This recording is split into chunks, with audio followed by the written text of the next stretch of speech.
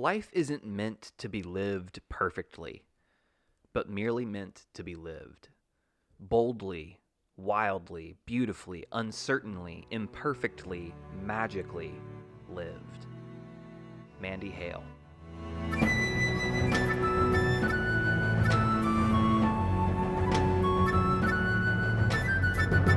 Bending, Not Breaking. Season 4, Episode 10. Turning the Tides.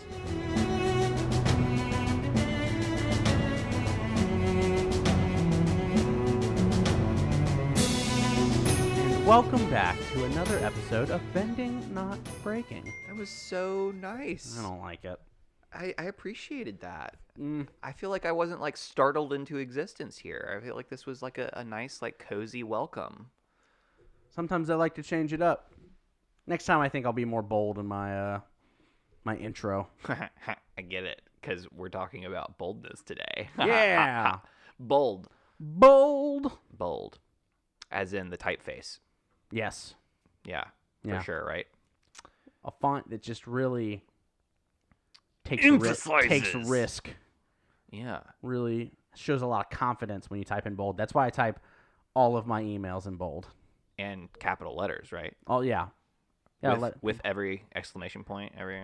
Thank you so much for your patience and waiting for my response. That's how it sounds in my head as you. That was loud. Yeah. That was bold. Sorry. Yikes. Boldness. Okay. We're talking season 1 of Korra, episode 10. Season 4 of the podcast, though. Season 4 of the podcast. We've had this conversation. That's why we say season 4 at the beginning of the episode. Turning the tides. Yeah. Cool. That's right. All right, that's the episode. Yeah. Fart bending. Milo's great. I love Milo.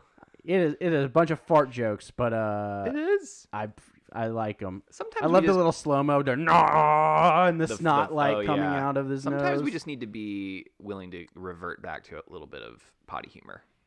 Yeah, I think it can be very healthy. What is boldness? I think you just told us, didn't you? Didn't you just read off the definition? Yeah, a willingness to take risk and act innovatively with confidence or courage. With confidence or courage seems key, right? Because I think what that is, I think oftentimes people will say, wow, like that was bold, as kind of like a critique of boldness, right? To be fair, sometimes people can be less bold or should be less bold. Tell me more. I think there have been plenty of times in my life where I've spoken with confidence and with a determination that I knew what I was talking about and meant to be in that space, and it was for me to talk in that space with a boldness and fierceness because I deserved to say something. And no, I was wrong and should not have been as bold in those moments because I should have been listening and not talking. So what is the difference then between audacity and boldness? Because that's what you just described. Or felt is like it, that is audacity. Well, I wonder if that is I view it as boldness. Yeah. Well, I view it as courageous and the definition of confident. audacity, the first definition is willingness to take bold risks. The problem is the second definition is rude or disrespectful behavior, impudence. And so there is this connotation with boldness that is associated also with rude and disrespectful, right? And so there's elements of boldness that can be rude, disrespectful, but there's also elements of boldness that aren't, right? Mm-hmm. And I think that's the difference we're kind of trying to parse out. Well, and there's movements of people that are like, be bold, be rude, don't be nice. Yeah. Get the job done because that's what it takes. Yeah, except not white men.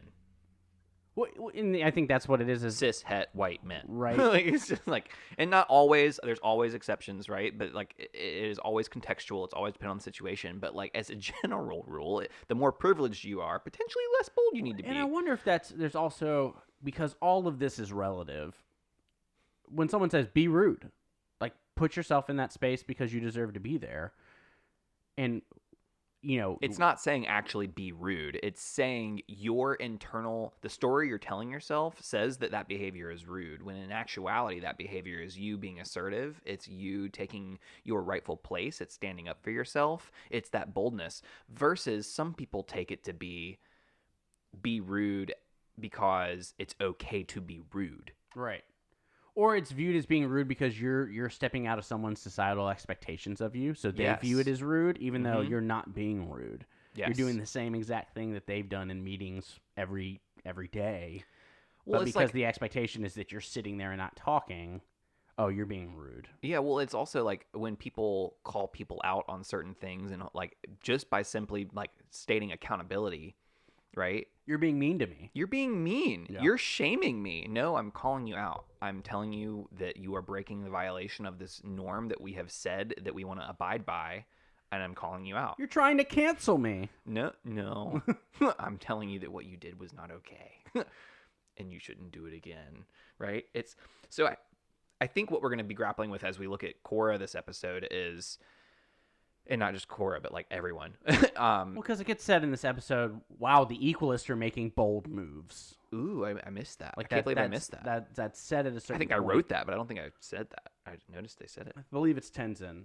So, because someone says the Equalists did this. Oh, that's right. That did happen early on. If that's true, they're making bold moves. Towards their end game, right? Which was also like a hint, wink, wink towards to the Avengers, right? Yeah, no, this universe ties into the MCU. Yeah, episode 12 is called the movie Endgame. Yeah, wrong. Nice. Yeah, this is you watch the Avengers Endgame after you finish season 1 of. But again, like I was saying, I think what we're going to be grappling with is this is a matter of perception, right? Boldness to whom, right? Is it me believing myself and my actions to be bold? Is it someone calling my actions bold when it doesn't feel bold to me? Like when and what is bold, and how and why, and what deems the label by who? And I think it falls into when we talk about this with so many other ways that we process emotion, and it doesn't exist on a binary. Nope. It's not either good or bad. Nothing does. It's not always good. It's not always bad. It is something that when provided with context and thought and processing, that we decide what is the level of boldness that I need to act with, what is the level of safety that allows me to act at a certain level of boldness. There's a lot of factors that come into play, and what has to exist for someone to be able to be bold in a way. Because there's this idea of you got to take risk. Being bold is taking risk. It's being vulnerable. Mm-hmm. So there is a chance for failure. So you can't only make moves when there's no chance of risk. But at the same time, there's also a risk maybe evaluation process of like, if I'm bold in this moment, how much risk is there? Yeah. Okay, before we get any further, because I sense that we're about to dive in, I think that so many questions about boldness, and I have zero answers. Yeah, we need to make sure that we recap the episode. You are bold in your effort to recap this episode. Are you ready? Yes. Okay, on your mark, get set, go. Korra tells Tenzin about everything she has learned about Tarlok and Amon and taking away his bending. Asami and Mako chat about Mako's relationship with Korra, and Lin agrees to stay and help the Air Temple Island. Equalists start to take out council members and try to take over Republic City, including police headquarters, and Tenzin gets knocked out. But then Team Avatar to the rescue, and the Equalists set their sights on Air Temple Island, and kids fight fart bending, and then Pema gives birth. Lin decides to take out 2 airships so that Tenzin and his family can escape, and Amon steals Lin's bending, and then we are introduced to General Iroh. Man, with 2 seconds to spare. Boom! Wow, that was great. Sorry, Max. You can fix that peek in post. Max is here with us today now. How you doing, Max? He was here the whole time. Yep, just got here. Yeah. We forgot to introduce you, which is that's my fault. Yeah, well, since we didn't bring you in earlier, do you have anything to say for us? What do you want to talk about? Anything? I'm good at this time. Thank you. You changed it. You didn't say your tagline. Well, you didn't ask the question in a way that made it help. He couldn't say not at this time. But he could have. Max, do you have anything you want to add? Not at this time. There we go. That's all I wanted. Fair enough. People, want that. People want that on a shirt. 3 people have said they would buy that shirt. I could I start. don't know if that warrants us being able to put the merch out for that. I could Yeah. start buying some plain white tees and some Sharpies and sending them away. You know what? We'll do that. If you want to go up and support us for if we'll talk about it. All right. Good talk. This has been fun. Boldness. Witty banter. Boldness. And this has been Pruitt. Thanks, Max.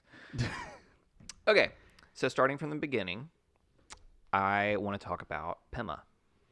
Can I talk about Pema? Of course. I love Pema. She's great. Pema's great. Pema's bold. I love the moment where Mako and Asami start talking, and Asami like snaps at Mako a little bit, and Pema's just like, you know what? This isn't a space for me anymore. Yeah, she's super observant, I'm gonna right? go leave. Like, yeah, she's Something like, here is awry. And so I think that would you describe that as bold? Her like being like, I'm gonna just step out real quick, like, and she worded it differently, but do you describe that boldly? I think she moves in that moment with an assertiveness and an understanding of the situation. I think announcing it, like I think it's pretty clear her intent was like, this is a tense situation that I don't need to be a part of, so I'm gonna leave. Yep. It wasn't like the children, they need me. I think she made it pretty clear, like, y'all clearly need to talk. Yep. I'm gonna step out. And I think that's Could be perceived as I think it is a bold move. I think it's a moment where I wish people did that more often, because it actually doesn't. It's not avoiding discomfort. It's naming the elephant in the room. It is. Right? Right? She's not avoiding the discomfort. She understands that is not a place for her in that moment. She doesn't need to be a part of that conversation. I agree. And she leaves with confidence in that. Yep. It's not this situation's making me uncomfy, so I'm going. I gotta go. It's this is not my space right now. Yeah. And it doesn't need to be. And so I'm going to leave. And I'm going to make it clear that, like, I'm leaving because y'all need to chat. And so I appreciate that moment with her. I agree. I appreciate it as well. And I think, like, she also notices, like, that's a different type of bold, right? With Asami, right? Asami's boldness in, like, calling Mako's feelings out, right? Yes. Not initially, though, right? It's like a little passive-aggressive It is. comment. You're a firebender. You can boil that water. Well, he could. Yes. And that was not what was making her upset in that moment. Correct. And so, but she does say it. So it's very different than Pema. Pema's like, this is a problem. I'm going to step out. Mm-hmm. Asami's like, I'm not going to talk about the problem yet. Because if in that conversation, she's like, do you really want me to say it? Yes. Right? And Mako's like, yeah, because I don't know what you're talking about. And because, like, oftentimes people assume, like, you know what you did wrong. The problem is he did know. He just didn't know that she knew. Right? Yeah. And so I there is an element of boldness in both of these reactions. Bold of Mako, one could call it, to not tell Asami who he's in a relationship with and wants to maintain relationship with, to not tell her about that experience with Korra. Bold of Asami, one could argue, to, like, call him out on his, BS. Right? It's all in the story that we tell, right? Because one could label each side of these as bold, and one could be like, nah, neither of them were bold at all. And so, right? It's all in the story and how we articulate it in narrative. Well, because every choice you make, I guess you could, on a high level, you could argue that almost every decision's bold. Because every decision has of a decision every making, right? active piece of active decision making has some inherent risk to it. You're hoping something turns out one way. There's a chance it doesn't.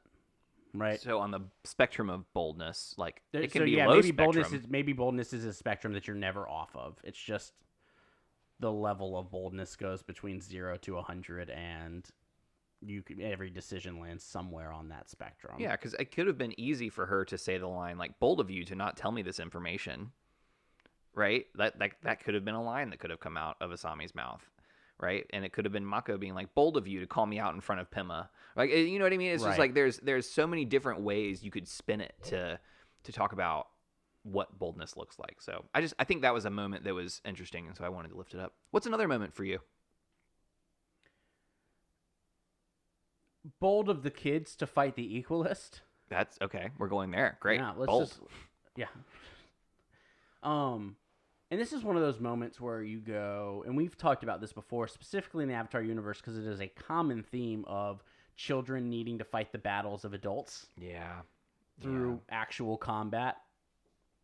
And man, you wish that that wasn't the case. I do wish that. And they took a risk in doing that. That in any certain terms you go, I wish they didn't have to do that. Yeah. And so this is one of those things for me. It's like, yes, it's bold, and yes, it worked out. But it could have been so much worse. Yeah, absolutely. Right. And I think like Amon going for the air temple is not like thinking about the boldness of that messaging, like, right? Because Tenzin's the only like truly credible threat on Air Temple Island in terms of bending prowess. And so let's talk about that, because for someone to be bold, in my head, there has to be almost a list of prerequisites, Okay. privileges, skills, something that allows someone to feel like they can take that risk and navigate that risk with a better chance of success, Sure. right? Perceived or otherwise. Perceived or otherwise. Ikki, Jinora, Milo, they have a skill set They that do. not a lot of people are familiar with Yep. combating. And so that allows for a certain level of, I can be more confident in this situation. The risk is a little bit less. Still a big risk, but it's a little bit. And so I I'm don't wondering think that what was are a those- weighed decision for them. No, and I don't think being bold is all the time. I think, but in your head, I think you sit there and go, I think they do say, we can handle this. Sure. And we're going to jump in because I don't think they sit there and go, let's weigh the pros and can you get out your yellow legal pad and put a Yeah. line down the middle and let's go through the pros and cons. But I think Could you imagine Milo doing that? no, he's fart bending.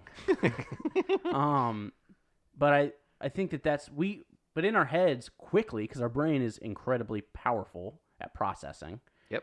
You quickly make these split decisions going with your gut and saying, can I handle this? And so there has to be a layer of safety or a layer for us to be bold. What drives me up, I went and looked up like boldness to try to figure out. I love trying to pull articles and see if there's statistics, if there's data, what this means. And there's just a lot of noise on the internet around like top 10 reasons you should be bold at work, or here's how you build up boldness, or start being rude in your daily job. And all of those things come with, there has to be a layer of privilege or safety or for you to start engaging in this way. Yeah. Who is this meant for? Who is Right. this article meant for? And a lot of times I feel like it was written for white straight males to like assert themselves in a corporate setting. Yeah. And that's because that's a lot of the list. Or that it's a lot of like girl boss kind of ideologies of like, here's how as a woman you step into this role. And all of those things disregard this ability of what are the risks that come when you come and engage that way. Is your livelihood on the line when you do it? Is your physical safety on the line when you do it? And Yeah. I feel like all of the articles disregard any form of privilege that comes with the ability to be bold in a situation. Yeah. Or the level of risk. There's a very different level of risk for straight white males to be bold in a corporate setting Yeah. than for anyone from a marginalized community. And so it's tough to go through those lists to say, here are the top 10 ways that you can be bold at work. And you're like, yes, and? Yeah. There's not enough And context. there are no ands to any of those articles. Typically not. Right. Yeah. It's hard because like there's these competing cultural like quote guidelines that are in place. Like, we want you to be bold, but if you're too bold, that's not okay. Correct. And, Right. And people should be confident. And people are policing that, Yeah. right? The culture police are policing that for every person, and for every culture, it's different, and it's really tough to navigate. And I just think that we need some more nuance. We need more nuance always. Because there's something to being assertive in a position. There's something into standing up for yourself. There's something to be There's said something for, to be even for bold, agency right? and being bold. And so But not rude. how do you? And that's the question that we don't have answers for. Is you Yeah. want people to navigate that and be able to stand up for themselves and be able to fight for themselves in those situations, in those settings. And also, it's tough to read an article to be like, here are the 10 ways that you do it. And so you get fired. Yeah. Yeah. So, okay. Let's move on to another moment. Do you think it was bold of Tenzin to ask Lin to stay with, considering their history? I didn't feel like that was a lot of risk there. On the bold scale, I didn't feel like it was. Well, it's interesting because Tenzin is very awkward. He's like, should I? But would you sure? And he speaks so eloquently so many times, and then he trips and up then here. trips up in so many moments as well. So to me, it was like this required a lot of courage from him. It required more vulnerability from him, right? And whether like despite Lin's incredible response, right, it was him feeling awkward and needing to be courageous in that moment. And doesn't that also highlight what we talked about boldness earlier? Is this what feels bold to one, it might not feel bold to another, Yes. and that it doesn't. We don't get to stay on that space. I can look at a situation and go, that doesn't feel like a very risky situation to me. I don't feel like that's a very bold move. That seems like a fine move. I can see how that would be bold. Correct. I can absolutely see how this situation would be bold. And if you ask Tenzin, he could be like, no, that took a lot of courage. That was a very bold move. Exactly. Right? Yeah. Well, and I think what really illustrates like the connection that Lin has with their family is that Pema comes in right after he asks, and Pema's like ruthless and bold here with Lin. He's like treats her like family. He's like, oh, here's Milo. I got to go do a bunch of these other things. I'm 9 months pregnant. I got to do X, Y, and Z. And so like one could describe Pema's actions as like somewhat ruthless, somewhat bold by like immediately giving Lin all of these responsibilities. Like, excuse me, I'm helping you. You don't need to ask me for all of these things. Like someone could come and respond with that, but really it's like the nature of their relationship that she's able to ask for that. And I think that's what is bold to you and me for them is not necessarily so. And so I think that we need to be careful with how we judge boldness in others, right? Because we don't have the whole story. I guess, what's the purpose of judging someone's boldness? I don't know. Like, Because if I perceive someone being rude to me, I don't like rudeness, right? I don't like audacity. Boldness, and again, there's like this positive, negative connotations to these things. Like what we also want to be audacious. Be audacious. Like go for things. Like we had a goal setting thing where we called it a BHAG. What's your big, hairy, audacious goal, right? And it's described that way because it's kind of scary. It's like a monster. It's big and hairy, but it's also this audacious goal that we're setting. And it's one of those things where we want, like, there's just this element of like it's competing ideals of like we want you to be bold, but not so bold that we don't like you anymore. And I think we have to parse out whose judgment matters of our boldness. Who are the people that deserve a seat at the table when discussing my boldness? Whose opinion matters to me, right? I think that's what it is. Because if I think of when as me as an individual, what is the purpose of me judging someone's boldness? I can't think of a reason why it matters to me. Like I understand like me feeling bad or me feeling like someone's being rude towards me, but for the purpose of me being like, oh, that was a bold decision on that person's part, who does that serve? Like, what is the purpose of me doing that? It's all that I feel like all that is for me is crafting a story in my head. It's creating a narrative of judgment. And what's the point? And So maybe maybe boldness in our descriptions of others is a red flag for us to question and be like, are we judging? How do I feel about this? Right. Is this a judgment on my part? And if so, why am I judgmental of this? And where am I judgmental of this in myself? Right. Because shouldn't it, how you feel about how bold you're being in a moment, how courageous you're being in a moment, might be something worth looking at and give that Which might, gives a that whole might new give frame. strength, that might give power, that might give you the ability to say like, I'm happy with, I took a bold choice today, and that was something I typically don't do, and that feels good to me. But for the outsider, why do they need to know or have any idea about that level in regards to a narrative they're creating?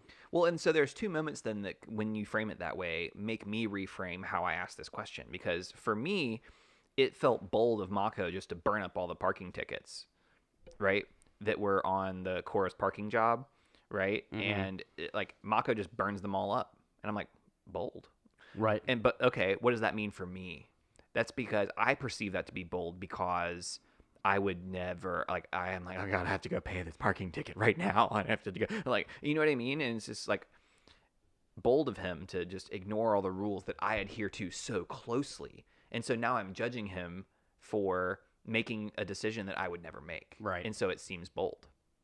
Right? Mm-hmm. And so what it does is it says more about me than it does about Mako. Correct. Right? Interesting. I also, just to keep on that train, Do it. found Asami's driving to be very bold. Right? She backs up and almost hits a car. I'm like, bold. Mirrors, please. Yeah, and I'm just like, I realize probably I'm my worst person when I'm in the car judging people on the road. It's also where I'm best at checking myself. And I think it's because the stakes can be very high on the road. But typically someone cuts me off in traffic. It didn't really do much to me. Mm-hmm. And so that's where I'm like, oh, what a jerk. And then I'm very quickly to be like, maybe they got something going on. Late to a meeting. And I'm better about doing that on the road than I am anywhere else. And maybe that's just practice. Well, that's because you used to have a joke, right? Max is, unless I'm in DC, but that's less about other people. That's more about other people's driving and my fear of my own. Like, I don't like being in major cities and not knowing where I'm turning. Yes. Because I'm the type of driver who likes to prep the lane I'm going to get into with plenty of time. I hate being an inconvenience of like trying to merge my car 2 lanes over to make my turn. I'm the type of person who I will go straight and UE and do all that stuff as opposed to holding up traffic. Yeah, I think one of the things that kind of started us off on this journey was when we were first grappling with Brene Brown's work, right? We were taking classes on her books. I haven't heard of her. You've never heard of Brene Brown? Well, No. let me tell you about her. She wrote a few books called Daring Greatly, Rising Strong, Braving the Wilderness. Okay, I'll check them out. Continue. She's really important. You should know about her. Yeah, great. So when we were going with that work, when we were doing classes and teaching classes on her work, and we were grappling with this information, when we were first learning about it and first taking it all in, we at the same time went through a training on how to work with those who had dementia in our workplace, right? And it became like when we were grappling with what's the most generous assumption, right? It's like when someone's driving on the road, the joke that is potentially less tasteful now, but is like, well, maybe they have dementia on the road, and just asking that question.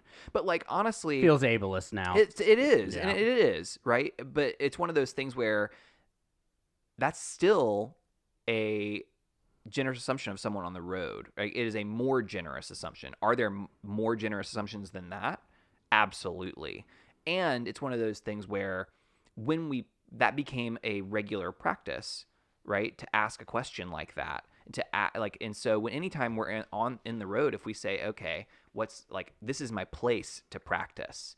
When someone cuts me off in traffic, okay, let's create a hypothesis of generosity here, and practicing that hypothesis of generosity and giving in like that, the car is the perfect place to practice that.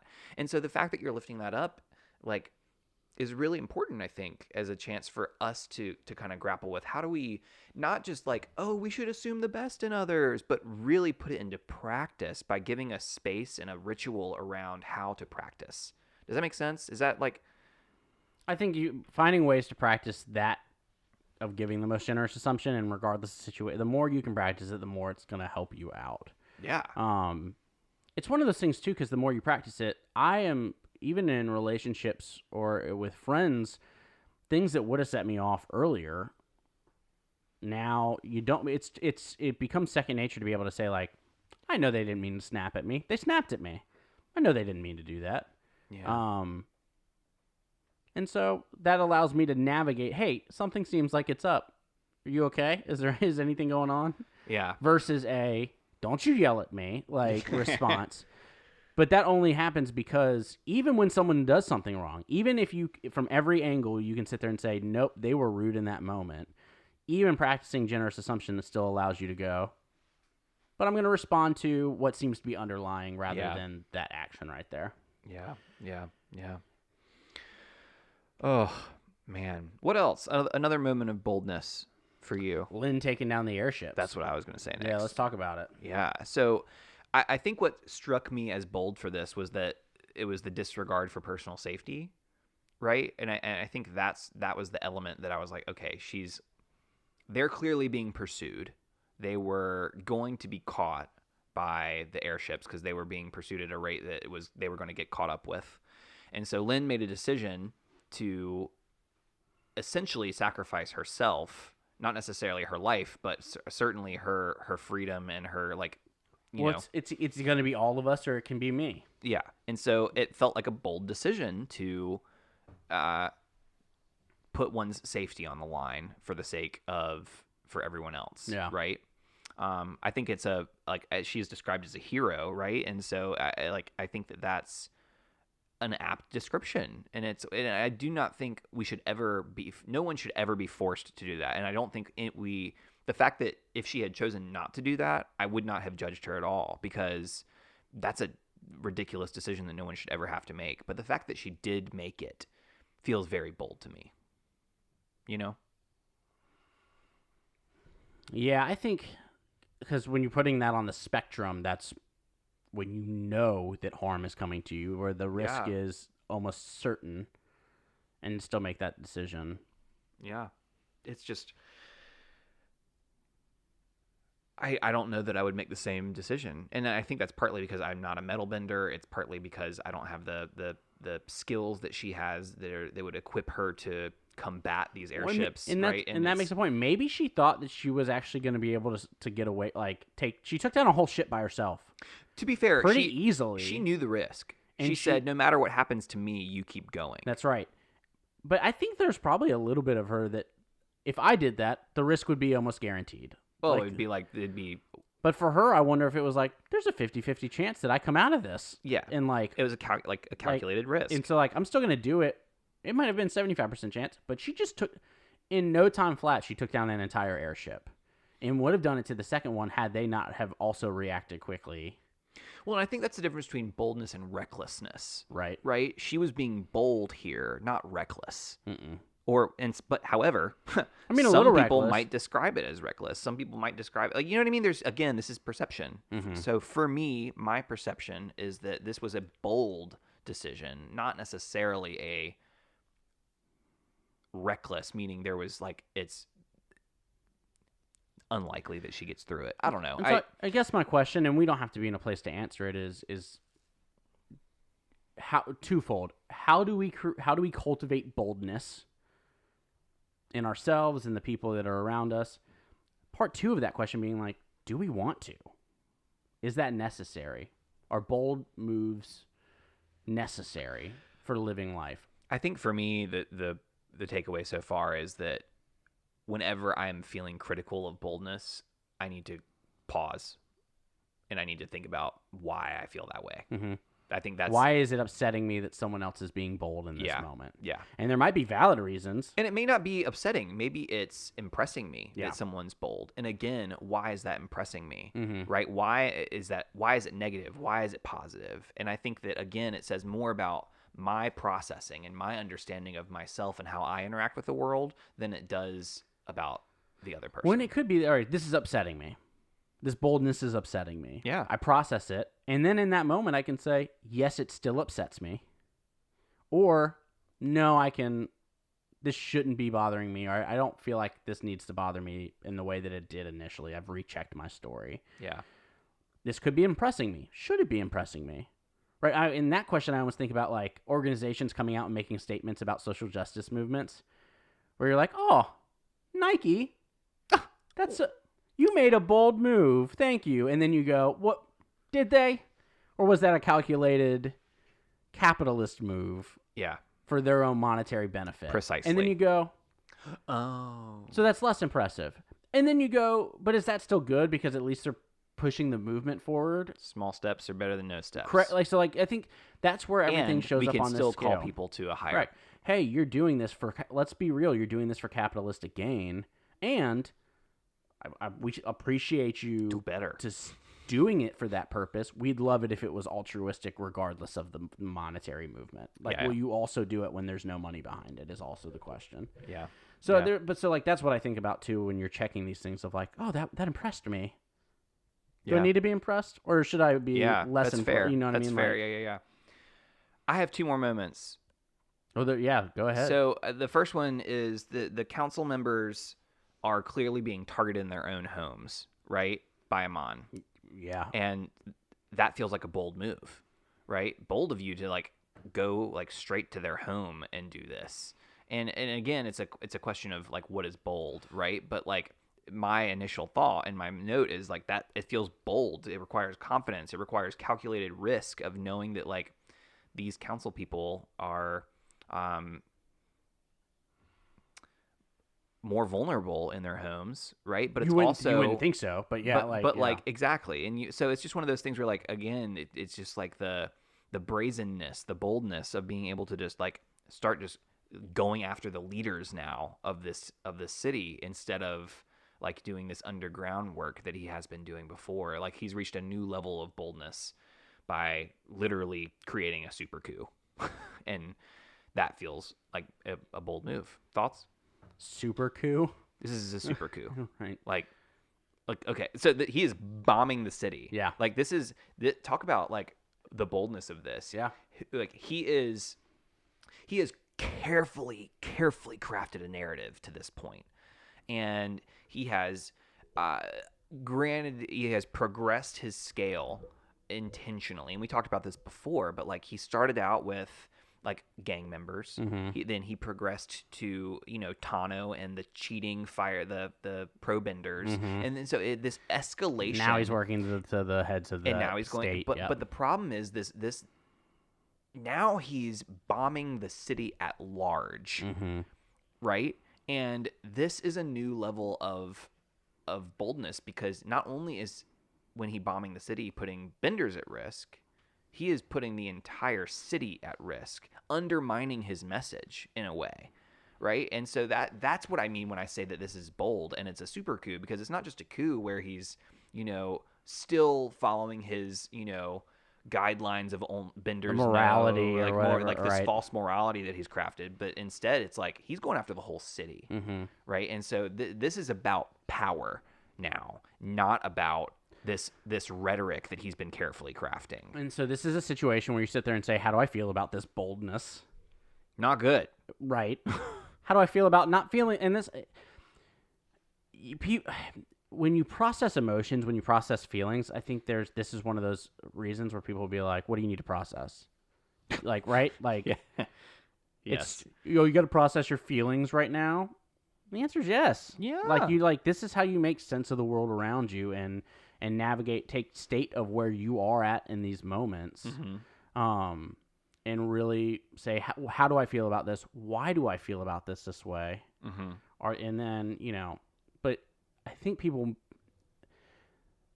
their brain works fast. Yeah.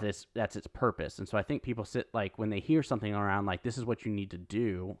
Anything with practice takes time. Anything with practice takes less time the more and more you do it. Correct. And so I think people, you're going to sit down and you're going to get out the yellow legal pad and you're going to make your pros and cons list and how are you feeling. And it's like, no, you can process pretty quickly. How do I feel about this? What's going on? Yeah. I don't feel good about it. Let's make moves. Right. So, but for anyone who's navigating this with them on, even if you're a part of the equalist movement, you sit there and you go, is this what I signed on for? How do I feel about this? Yep. And that's where that accountability that we talked about, a few episodes ago is really important. We need to be able to hold the people in power Processes accountable for accountability. Right? There needs to be processes for accountability. Yeah. And I had something that was on the tip of my tongue. Sorry. And now it's gone. That's okay. Oh, and this kind of gets to judgment. Yeah. And because it is such a societal thing. You shouldn't judge me. Don't judge.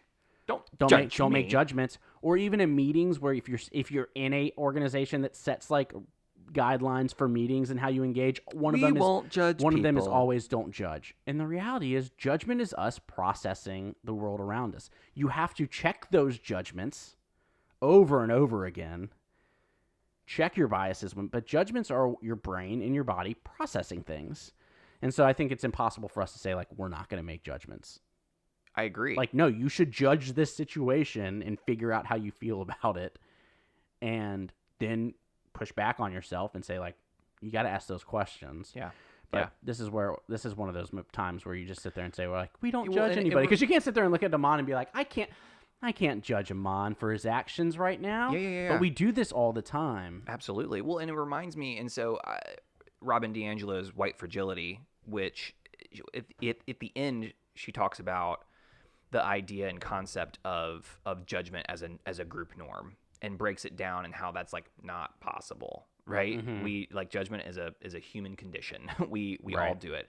I will also pause and say it is better to read books on anti-racism by Black authors, and so I want to put that out there. And but if this is a book on a list that I read in my work on this, but there are better avenues to get the information from Black authors, so I recommend that as well, and people of color. So anyway, I digress.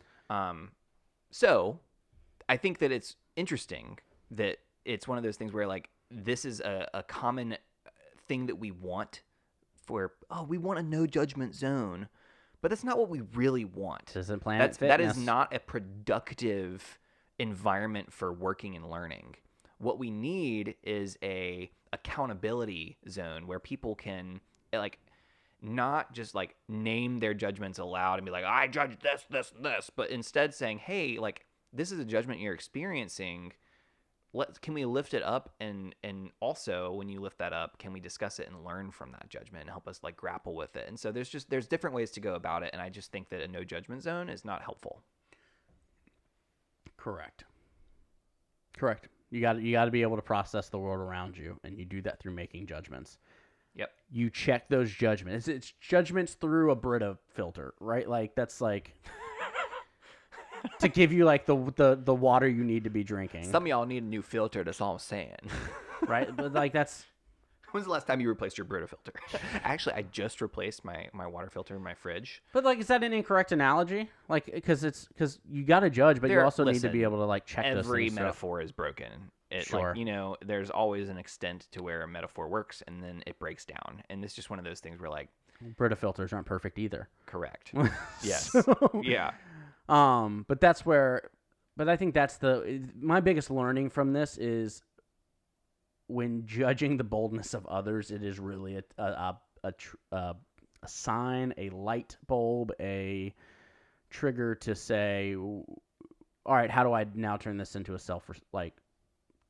to view myself and why I'm doing these things? Yeah. Absolutely. Okay. Anything else? No. Korra's always bold. Well, it's also like there's always more you could break down. It's very bold of the is kid. Tenzin calling the National Guard like a bold move? Pretty like, bold to like- all jump out of a car and send it off of again, like a there's ramp lots into of people. bolds. Like, is it bold for Naga to swat the lieutenant and almost kill him? And like there's lots of things we could talk about, but there's always a lot. And I just wonder if there's any big moments we need to hit before we move on. No, feel like we got it. All right, we'll take a quick break. We'll come back with maybe a little practice, maybe a voicemail. We'll see what our world's got left for us right now, and then we'll be right back.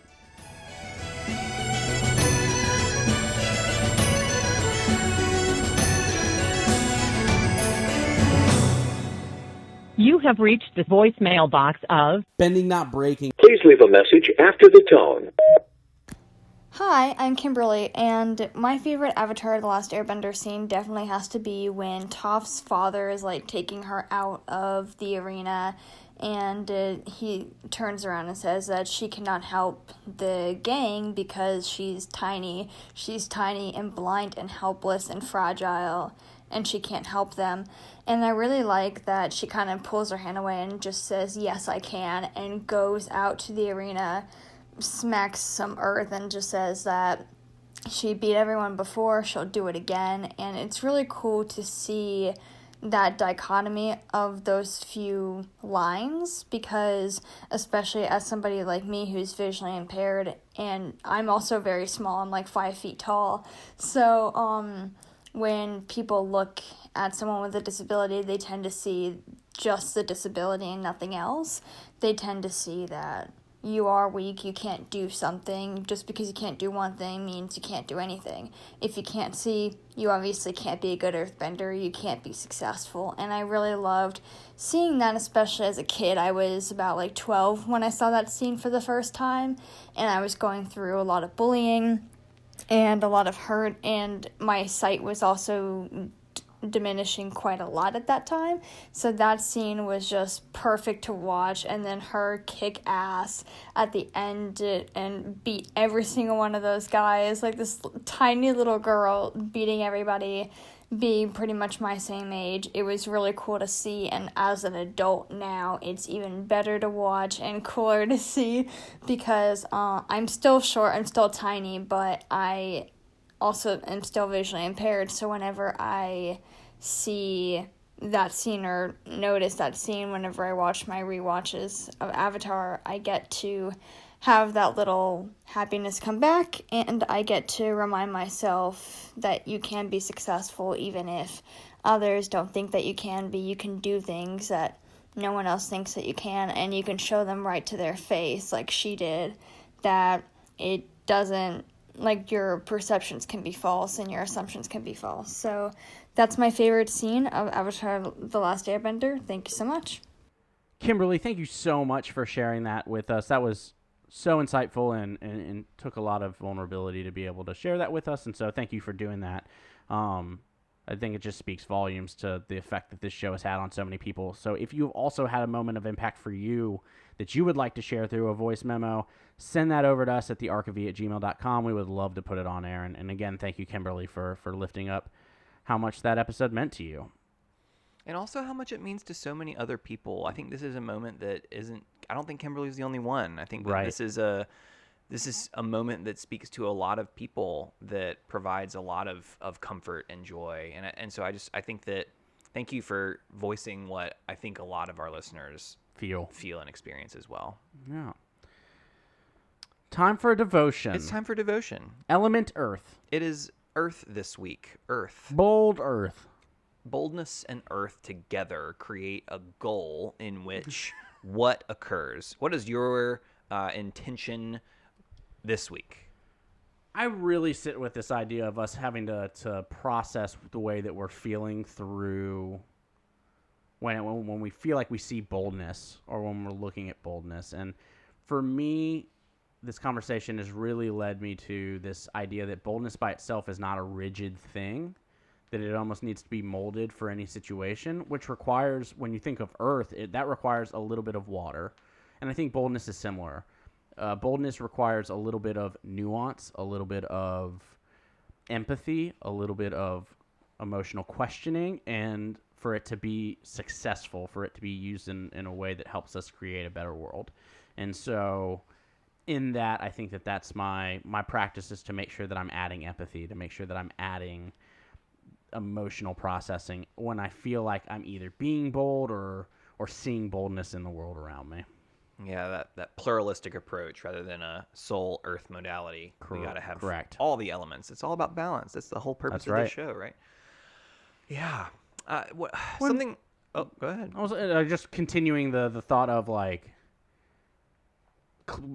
building something out of clay requires a lot of the elements, right? It requires the molding of earth. It requires the water to make that molding possible. It requires the heat to make it firm. And then it requires the air to cool it off and make it solid and make it sturdy. And so, like, it's building things with clay seems like almost like the perfect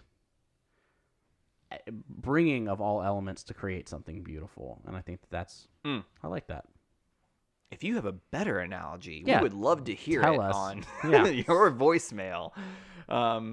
Okay, for my intention, I the image that came to mind is dirt that happens, like, on my shoe and gets clumped under in like the crevices of my shoe and the tread of my shoe. Literally one of my least favorite things, like, in the world, is to have to clean out, like, the tread of my shoes. And I'm like, bold of that dirt to get stuck in my shoe. How dare the audaciousness of that. No, I mean, yes, and I think, but I think about how it gets tracked onto my shoe, and then I track it inside, and these judgments that I create of people's boldness. I track with me, and they spread on my floor, and then I have to clean it up. But there are ways to prevent that, right? Instead of tracking it inside, I can pause at the door and clean my shoes. Yeah. And so rather than living in a space of having to constantly put out, that's the wrong metaphor, having to clean up dirt, right? Constantly put out fires. Yeah. Instead of like living in a space where I'm constantly vacuuming the dirt that I'm bringing in, how do I ask myself, how do I bring less dirt in? Mm-hmm. And I think one of the ways I can do that is by questioning my boldness and by stopping at the door. And so what are the thresholds that I can take a pause at that allow me to not bring in the dirt that is tracked on my feet? Does that make sense? And so I don't know if my intention is like, maybe when I'm transitioning spaces, literally like saying, hey, what do I need to not bring into this space? I think it's important. The idea that we take stuff with us that we don't need to, I think, happens. And I think sometimes that happens when we view others as being bold, that it's a slight against us. Yeah, but I think that but all it takes is a careful, like, I just need to clean my shoes, right? Yeah. And it's just, I literally just need to say, okay, what is a filter I can put on now that would make it so that when I go and enter this space, I clean my shoes before I go into it. And we train ourselves to do that, right? But a lot of times, sometimes we don't. And sometimes we like walk into a new space after it's been really muddy outside, and we just like track all the dirt in. Because like dirt isn't bad, right? It's just you don't want it inside your home. And It's so just when there are you places where it doesn't need to be. Right, exactly. And so it's I love it in my garden. I don't love it on my floor. right. And so I just think it's, how do I be mindful about where this dirt belongs? Mm-hmm. Yeah, I like it. Thanks. Gratitude. I love gratitude. I'm gonna go. You should go. I'm going to not leave, but like, yeah.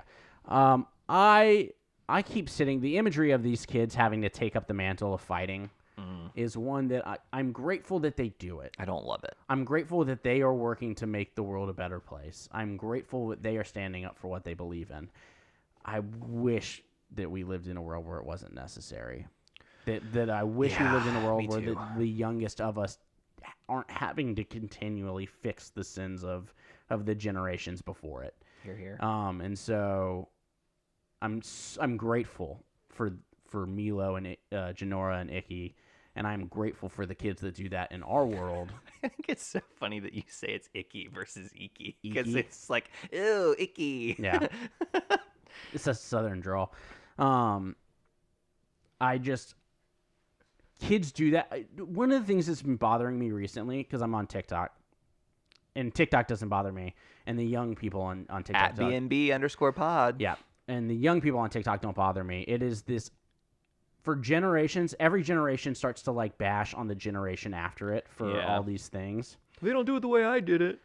And I've never seen a generation, the younger generation has shown up over the last year in ways that I never would have done as an 18-year-old or a 17-year-old. And I was so apathetic to all of those things in high school and in college. And they've shown up in a way that I never did. And so they are doing it though because they have to, and not because, and I wish they didn't. That's where I'm at. So that's why I have a lot of gratitude for these kids stepping up to protect the air temple. Yeah, I have super same vibes. Super same. Mm-hmm. I vibe with that a lot. Instead, though, I will choose Pema for me. And that's enough said, because Pema's awesome. But I will elucidate just for funsies. I think that Pema is incredibly observant. I think that Pema is very secure. Mm-hmm. That's a great word. I think that Pema is incredibly caring. I think she's a wonderful mom. I think that she is hilarious when she is just mad that another airbender child earlier, like, you know, is going to be in her home. Yeah, Katara, I think episode 1 is like, ooh, I sense another strong airbender, and she's like, I just want I just have one normal kid that doesn't, blow air in my face. Right. And I think that Pema is just just a beautiful human, like fake human. But like, I love Pema. She's just great, and like she goes through such hard. Like, she has a baby in the middle of a military coup. It's like. It's a bold move, baby. Yeah, like, not now, baby. Milo, it's just that moment always makes me laugh. Such a Yeah. silly moment, and I'm so grateful that she is able to maintain her demeanor, her attitude, her lifestyle, herself in the midst of all of this extremity that is happening, right? She's like still this amazing human in the middle of all of this tragedy, and I just like I cried up. I watched the most recent episode of Grey's last night, and I cried because of just like the level of grief that they're handling with COVID, and just like the amount of things that are weighing on people, and it really just hit home. And then Pema is sitting here just like, and I don't know what's going on in her head, but what she is presenting to the world is just amazing, and I admire her for that, and I'm grateful for it. so much. You know how else I'm grateful for? Max. Oh, me too. Max, thank you so much for being here and helping us through this process of podcasting. And Yeah. we couldn't do it without you. You want to share anything you're grateful for, Max? Not at this time. That's not in the spirit of the. It's like bold of him to deny us.